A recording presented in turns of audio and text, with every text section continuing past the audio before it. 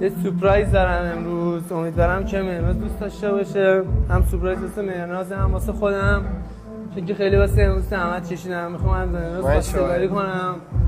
مهناز هم نمیدونه، یه جوری برای سورپرایزه. امیدوارم که قبول کنه. امیدوارم من به عنوان یار همیشگیش قبول کنه. خیلی استرس دارم آبتی، نمیدونم بعد چیکار کنم. برو جلو دارمت. میخوام برم داداش، ان شاءالله که داداش جواب بلا رو بگیرم داداش. کلا از 5 دقیقه بعدی که بخوام برم این کارو کنم واجب بهترین حس دنیا رو دارم.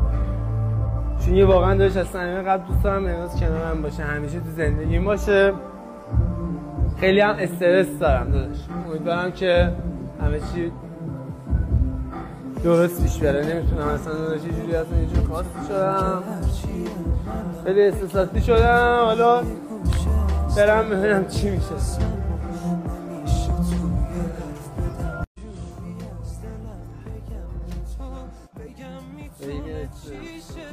برو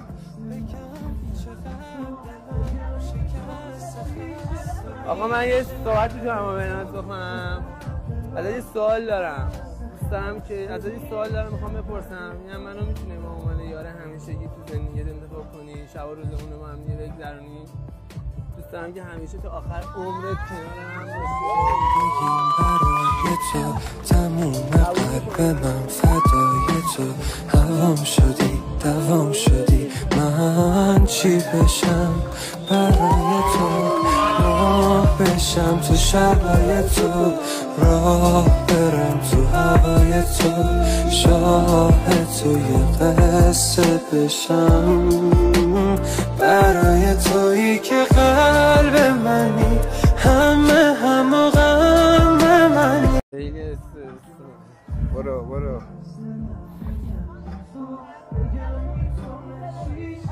آقا من یه صحبت میتونم با مهناز بکنم. ازت یه سوال دارم. دوست دارم که ازت یه سوال دارم میخوام بپرسم. اینم منو میتونی به عنوان یار همیشگی تو زندگیت انتخاب کنی، شب و روزمون رو با هم دیگه بگذرونی. دوست دارم که همیشه تا آخر عمرت کنار هم باشی. قبول میکنی منو؟ قربونت بشم.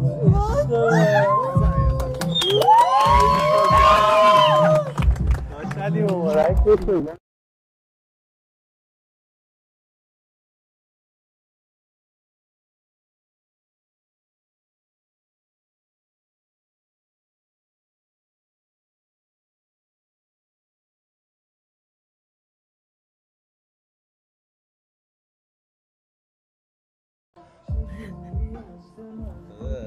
خیلی مبارک بشه. چشم.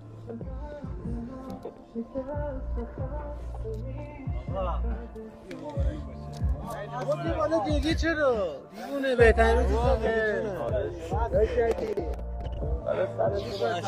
آقا بسته اون بهترین شب زندگیمونه. میخوام اشتغال کنم. خیلی حالم خوبه. خیلی دوستت دارم.